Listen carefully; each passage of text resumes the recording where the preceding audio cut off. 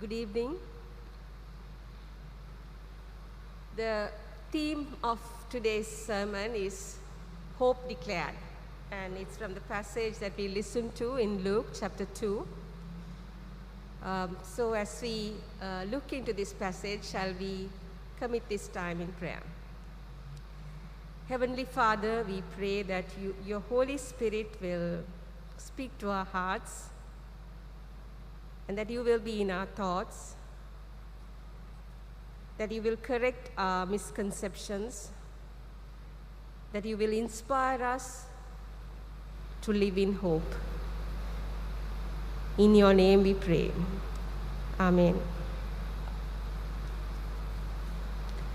The singular message we have from the conversations around us, or the social media posts, or the newspaper headlines, is that it's not good news of cheer for Sri Lanka in 2022, or even the immediate future. So what we hear is expect the worst, financial crisis, agriculture in decline, gas explosions. And the outcome of all this is a sense of hopelessness, a sense of helplessness, and we're not sure what hope we have. How do we go on with all this is going on around us? So in this context, is there even a glimmer of hope? Is there anything good that we can talk about, hope we can offer to or declare to others? Recently, I watched a chain being snatched from a lady who was walking close to me. And then even a few months ago or a few weeks ago, when I was just returning from my walk, I saw another lady who was very distraught because she just lost her thali. By both incidents were performed by pillion riders on motorbike. And after that, whenever I see a motorbike, especially in the mornings, my hands would involuntarily go to my neck, and then when they pass by, I kind of, pretend that I was doing some neck exercise. So what I'm trying to say is my experiences those experiences that I have seen people being, attacked by pillion riders have colored my lenses, and I now see a thief on every bike. But likewise, the message of the Bible, especially now, is that God is with us, Emmanuel. And we have experienced Him in many, many ways in our past years. And those experiences and the message that we hear from the Bible should color our lenses to look for hope in hopeless situations. Even as we read the newspapers and hear about what all those gloomy stories that are going to come upon Sri Lanka. But the question is that true for us? Is that true for us? We listen to what Simeon and Anna were waiting for in Luke's Gospel. And they were living in a similar or even worse situation than we are in today. And they were looking for hope. They were looking for hope without giving up. As Muriel eloquently explained to us, they were waiting patiently. They were seeking the God of the Bible, the God of the Bible who has brought them out of many exiles before, and wondering where this hope is going to come from. And as they waited expectantly with faith, the hope of the world turned up as a baby. So, yes. And even though their expectations were totally different, they declared that this is the hope of the world. They knew because God prompted them. The Holy Spirit told them, this is my plan. So let's see from the passage, how did they wait in patience? How did they recognize the hope of the world? So as we look at the passage, let's consider how we can learn to detect, or how we can experience God in our midst where we find so much hopelessness and find hope. Secondly, how can we declare or speak our hope to the hopelessness around us, to those who are saying there is no hope here, there is no future here, and encourage and support each other through that. Thirdly, how do we dedicate or commit ourselves to fulfill our call to nurture a ray of hope, but that we might see, so that it grows to fulfill God's plan? Yeah. So, as before technology developed, each country would depend on those who are called sentinels. Like someone would stand on a high place and would look out in the horizon beyond him to see whether there is any movement, whether there are enemies, planning to attack their country. So their job is to wait patiently, without giving up, looking for the slightest movement in the horizon, and not only that, to interpret what they see. So they should have two characteristics. One is to have patience, and the other is to be able to interpret what they see. Because if they see a cloud of smoke, they should be able to say whether it is due to army approaching or whether it's just a cloud of smoke. So I was listening to a talk by Paula Gooder. She is Canon Chancellor of St. Paul's Cathedral in the UK. And she says Simeon and Anna are like good sentinels. They were focusing on this hope for Israel, for deliverance and redemption from all that Israel was undergoing at that time. They were waiting and praying, and while they did that, they didn't give up. They didn't, Anna is said to be in the temple night and day, fasting and praying, and Simeon was always listening to the Holy Spirit as to where this hope, what God is going to do. So because they were so in tune with God, even when an insignificant baby was brought by equally insignificant looking poor parents, they immediately knew, here is the Savior of the world. So let's picture this. Let's picture, remove all this dedication of Jesus, removing all the preconceived ideas that we have. The Temple of Jerusalem was apparently huge. So imagine a huge cathedral. But unlike the cathedrals that we know, where you can, quietly sit and meditate and pray, this place, the Temple of Jerusalem, was teeming with people all the time. Apparently on a Passover and the festivals like Passover, there would be 20,000 priests alone on duty. So on a normal day, there would have been about 2,000 priests and people on top of that. So, forget the cathedral picture. It's more like a hospital where people are coming and going. There's blood pouring out because their animals are being sacrificed. There are business deals happening. People are getting angry with each other. Guards are trying to keep order. The priests are doing their duties, looking important. So that's the place. That's the crowded, messy place where Anna and Simeon encountered God.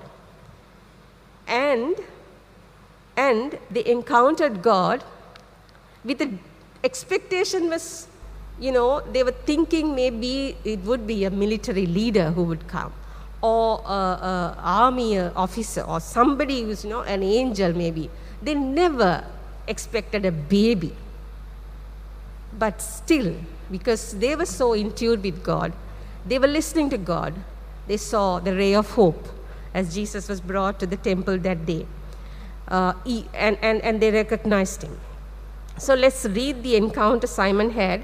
I'll just read it again. Now there was a man in Jerusalem called Simeon, who was righteous and devout. Right? So he was a man who was righteous and devout.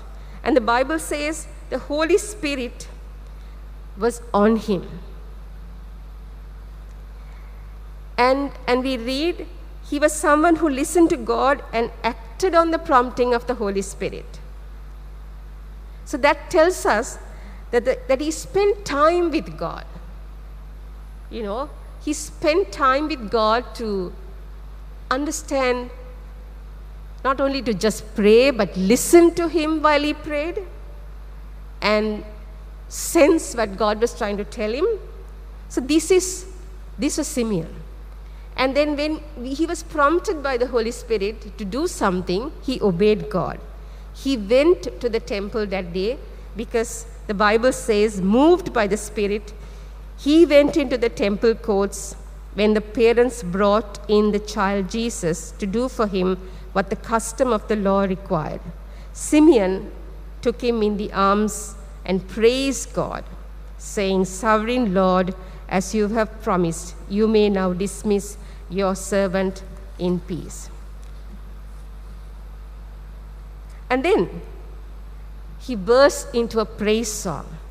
"For my eyes have seen your salvation, which you have prepared in the sight of all nations, a light for revelation to the Gentiles and the glory of your people Israel." So we see that Simeon praised God for what he saw in faith. He praised God even before the Savior was revealed, even before he started his ministry, even before he heard about all the good things that he was doing. And he praised God in faith, what he saw in faith. So we see this happening in the Bible. We see a lot, like so many times people in the Old Testament stories we see, and even in the New Testament, they praise and thank God even before they see the reality of their answer, because they believe in God that he was going to do what he was going to do. They believe that his promises are true. I was reading recently from the book of Chronicles from my morning devotions. So recently I came up upon this passage where a king of Judah called Jehoshaphat, he faced a multitude of enemies at one point. And he was afraid, he was scared, and he sought God, and he asked people to come before him, congregate together, repent of their sins, and they prayed. And they heard God's message when they prayed, and the message was, "Do not be afraid. Do not be discouraged by this great number of enemies that you see, for the battle is not yours, but God's. Go out, and the Lord will be with you." And then the Bible says, when they heard this, they fell down, they worshipped God, they stood up, then they went forth, and they faced the battle. And when the army went forward, you know who went before the army? A choir, praising God and thanking God and singing praises to him. And as they did that, there was some, God set an ambush against the enemies, and they destroyed each other. So we see that they praise and thank God before the promises became a reality. Before they really saw it with their eyes, they saw it with faith. So this is something that we must remember in our prayer of praise and thanksgiving, that when we place a request before God, and when he promises us that this is what he's going to do, we start praising him and thanking him even before we see that happening. So while Simeon praised God, we read that the child's father and mother marveled at what was said about him in verse 33. They must have been wondering, each of them, about the messages they individually received from the angels. They must have been wondering what they heard from the shepherds at the birth of Jesus. And remember, the wise men have not yet reached them. They probably arrived a year or two later, unlike what we see although the Christmas cards and the nativity plays say otherwise. So Mary and Joseph probably are trying to make a sense of all this while doing their duty as parents. They were fulfilling the law, they are bringing their son, dedicating their firstborn, and Simeon blesses them and now says to Mary, "This child is destined to cause the falling and rising of many in Israel and to be a sign that will be spoken against, so that the thoughts of many hearts will be revealed and a sword will pierce your own soul." So Luke doesn't say what Mary thought about it or whether she asked anything about it, but it must have been pretty frightening for her and still amazing to hear all these words about this baby who depended on her for everything now. And then Luke turns his attention to the second sentinel prophetess Anna. And he says there was also a prophet Anna. And he describes her as someone who was old, she was a widow, she never left the temple, she was worshiping day and night, fasting and praying. She didn't leave lest she missed seeing the redemption plan. And at that moment, she comes up to this group. We are not sure whether she heard what Simeon had to say with all that crowd and cross-talking going on. But she too saw the hope in the helpless baby and thanked God and spoke to others around her. There must have been few others sitting with her, all talking about what is this redemption plan going to be. And then she tells them, this is God's redemption plan. She probably risked ridicule and rejection, but she sensed God's word and she spoke with confidence. They must have thought this old lady has finally lost it, but she declared that this tiny baby coming from nowhere, from the town Nazareth, is our hope. So, Simeon and Anna recognized the hope and declared it to others without fear or doubt. They praised God and thanked God before this hope became a reality. We read about Mary and Joseph at the beginning of the passage too, where Luke says that they came for the purification rites required by the law of Moses. And so we see that they were dedicated to their son and they dedicated him according to the law. And they must have come to this huge temple in this great city of Jerusalem, coming from their small town. And when they encountered this, they must have wondered what this is all about. And when they went back home to Nazareth, they must have been thinking about it, maybe doubting, maybe wondering whether this is true, maybe checking with each other whether they heard it right. But they continued to parent him. They did their work, their duty by their son, teaching him, guiding him, not knowing exactly how this is all going to play out as he grew in their home. And the Bible says the child grew and became strong. He was filled with wisdom, and the grace of God was on him. So they were committed to bringing up this hope so that the hope became a reality to us amid the challenges. They brought him up strong and in the fear of God. So what does this passage mean to us or teach us today? As we see hopelessness around us, as we hear the words no future in this country, what do we take from Simeon, Anna, and Mary and Joseph? So how do we detect or see a ray of hope like Simeon and Anna did? Recognize when we encounter God and declare this or speak about the hope like they did to others, even if it looked so small, so tiny, so negligible and far-fetched. And how do we dedicate or commit ourselves like Mary and Joseph did despite the challenges and despite doubts, despite wondering how this is all going to work out. So let's spend a few moments to think. Do we really seek God like Simeon and Anna?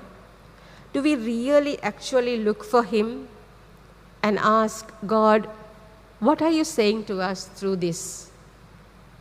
What is that you want us to do? What do you want me to do today? Or do we separate Him out from the world out there and worship in here? When we go out from here, does God take a back seat in our lives? Only when we seek God daily,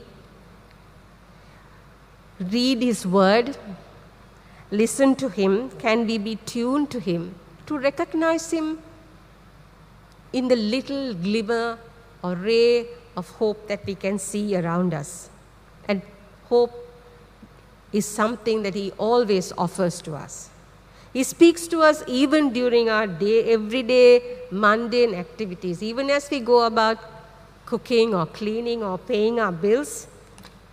If we listen, if we are in tune with God, He comes through. He comes through above the noises of hopelessness, above the fears of various crises that we see around, over the conversations of desperation. And then we see His glory unexpectedly, in unimaginable ways, breaking into our lives so that we may be able to encourage one another with the hope that we can see. So it's good to develop a practice at the end of each day to sit down and think, to understand where and how we saw God, where and how we encountered God in the day gone by. It may have been in a person who called me and told me how he cared for me, or someone who smiled at me as I walked past, or someone who did an act of kindness towards me. There is hope when love is shared and experienced.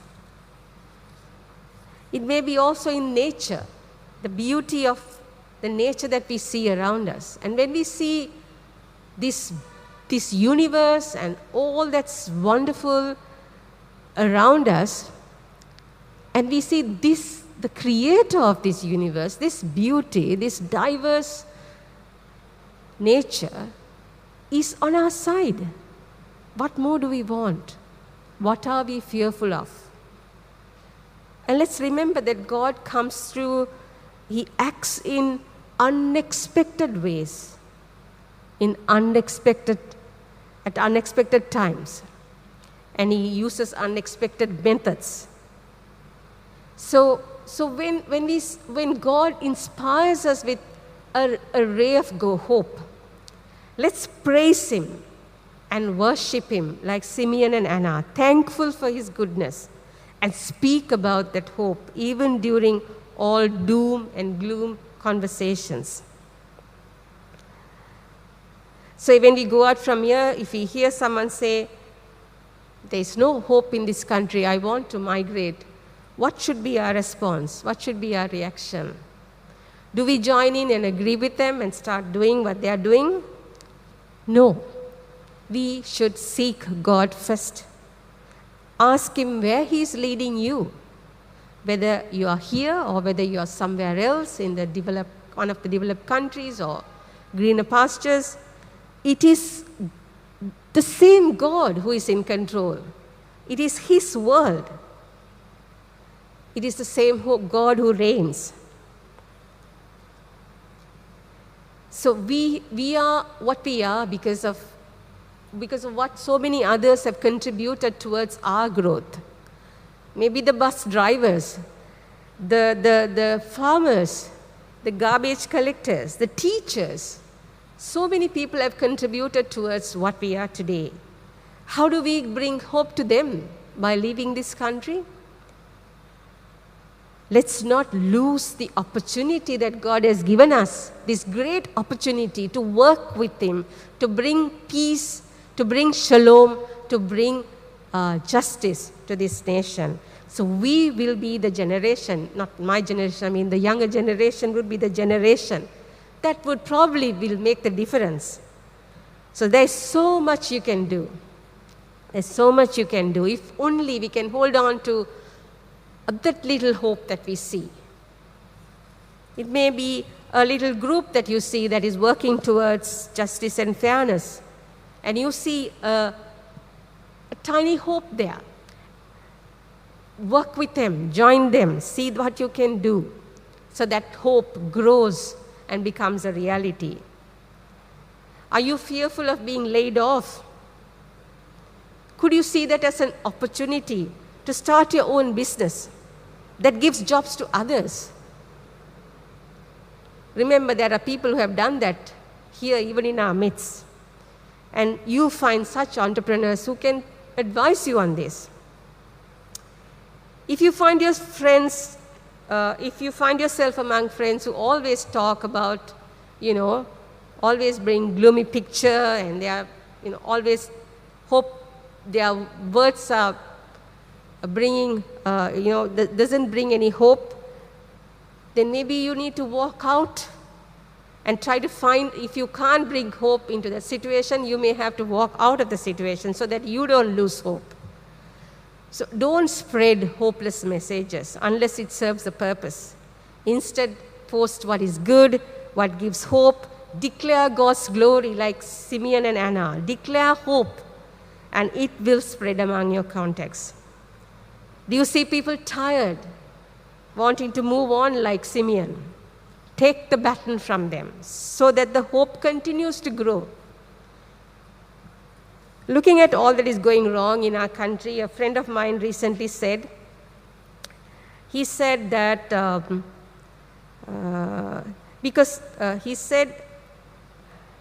he said heading towards a crisis like this brings benefits also. He said, when people find they're pushed to a limit, there is no hope because of all that is going wrong, then all the wrong practices, corruption, religious extremism, communalism, bending the rules for a few people, family rule, all that will be blamed together and will be rejected together.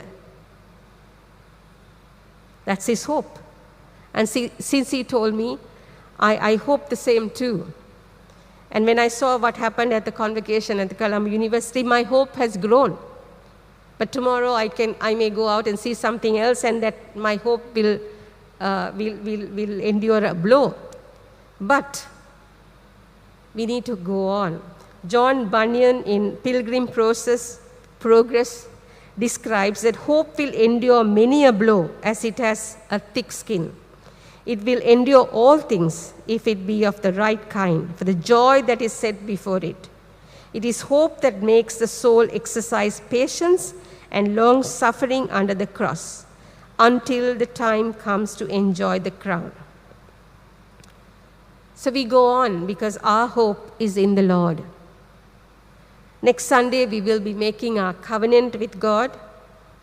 I suggest that we make some specific covenant commitments to God on what we want to do in 2022, so that our hope in the Lord and what He's doing amongst us will continue to grow, especially as the crisis around us is predicted to increase. So let me say a few suggestions to you that you could make it your own specific commitment when you make your covenant with God. That is, one is to read His word regularly, not to give up on that every day. Meditate on His word, not just to read and, I have finished my day's reading. Meditate on His word and His goodness with those lenses, with those experiences. Look for encounters with God every day. Look for hope. In all that you face, patiently wait, and you will see God, insignificant yet powerful, ignored by all yet holding the future. Learn to recognize Him, sometimes in the most mundane things. And learn to thank and praise God for every little ray of hope you sense. People might say, oh, that's not going to work. Oh, you're being too optimistic. This is so small that it's not going to even make any impact. Don't even talk about putting your hope in this thing, let's say. You sounds ridiculous, but hold on to that. Thank and praise God for everything that is positive, however small it may be, and you would enjoy the fruits. Secondly, remember to spread only hopeful messages that points to God's glory, and so that you can encourage others and be encouraged. Stay away from all that pulls you down. You may have to keep abreast of what's going on, but don't dwell in it. Don't analyze it. Don't spread theories about it. It doesn't help at all. Keep your focus on what is good and how you can spread the goodness and cheer all year round, not just during this season. Thirdly, resolve to give your 100% to build any hope you see, where God is leading you to attach yourself to, so that you may, with your skills and expertise and experience of whatever God has gifted you with, you may give your all so that hope grows. Pray for God's leading when He prompts you to take on a particular task. Don't overthink. Sometimes that doesn't help. Yes, and finally, and most importantly, we go on patiently waiting, because the hope for all Christians is He shall come again. He who came as a baby will come again as a judge to put everything right. That is our hope. Apostle John talks about what this putting everything right will look like in Revelation chapter 14, verse 14. He says, I looked, and there before me was a white cloud, and seated on the cloud was one like a son of man, with a crown of gold on his head and a sharp sickle in his hand. That is our hope. May our eyes see His salvation clearly in the coming year, the salvation He has prepared in the sight of all people, a light for revelation and the glory of His people. May we pray.